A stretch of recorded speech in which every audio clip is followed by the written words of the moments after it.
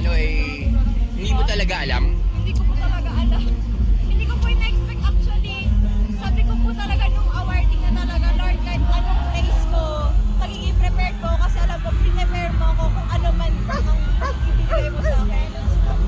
Bakit nung tinawag yung first place, ikaw ang ano? Kasi po, nalito rin po ako, parang na-confuse po ako kasi normally, yung mga winners kasi kadalasan po ang hinuhuli, parang ganun po ay. Kaya sabi ko nung sabing 4, bumalik ako, tapos napatanong ako, ha? Sabi ko pa, tapos isa pa, feeling ko pa talaga cloud9 kasi si Ian Generation na crush ko po.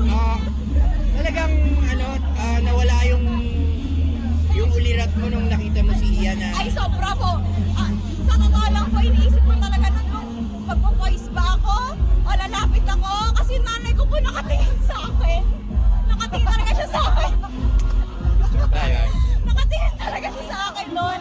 Sabi niya, anak, mag-voice ka, pero hindi ko talaga napigilan ko